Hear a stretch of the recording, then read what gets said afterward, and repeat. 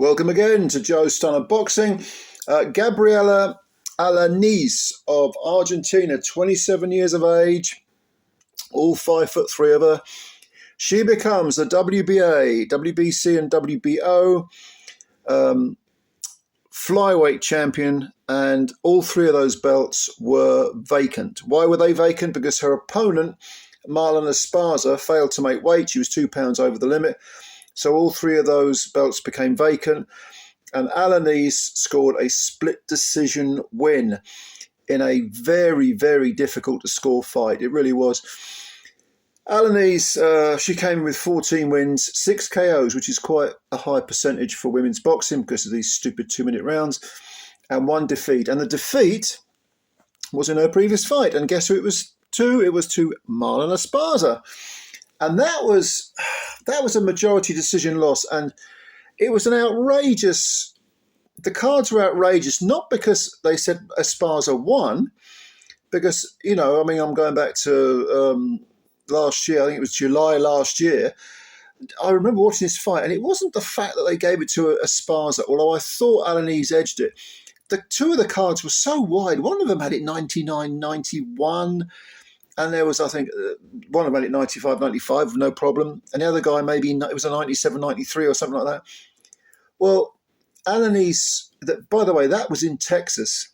And Esparza is from Texas. She's from Houston. Now, Alaniz, this time round, she was determined to right what she perceived to be a wrong. And she said, I don't need the judges. She did. She got a split decision win. But she was determined to knock out Esparza because she wasn't going to trust the judges again. Fortunately for her, this rematch wasn't in Texas. But anyway, Alaniz came out. She came out swinging and, you know, just sort of charging after Esparza. Now, Marlen Esparza, throughout her career, has been very much an offensive front foot fighter.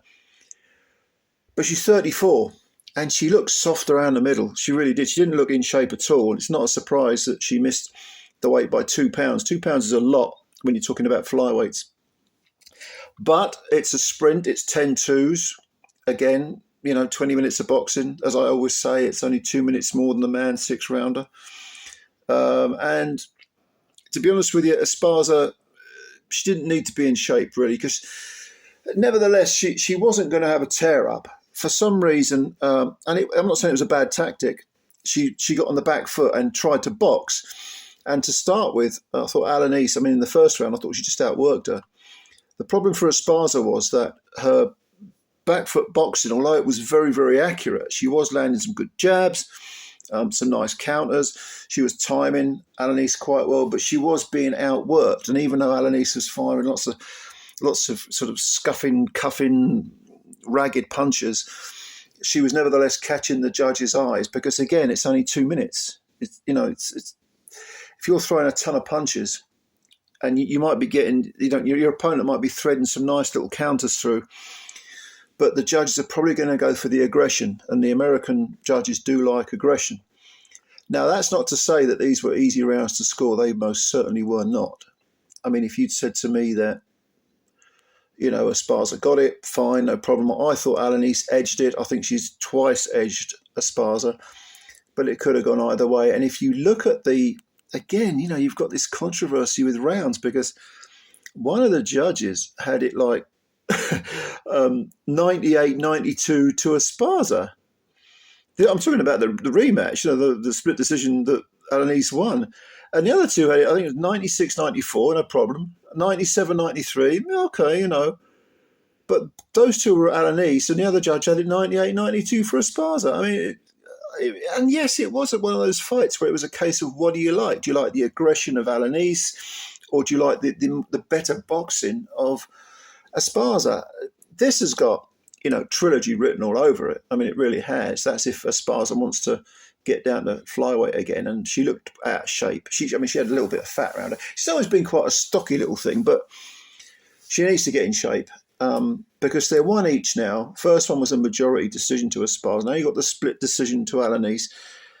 Stick them in the ring again for a decider. It's, you know, Alaniz is only 27, so she's coming into her prime, or if she's not there already. Esparza is beginning to look old, even though she's had a terrific career. Like I say, 34 years old. I don't know. I mean, these 2-minute rounds do my head in. They're so difficult to score. They just drive me balmy, you know.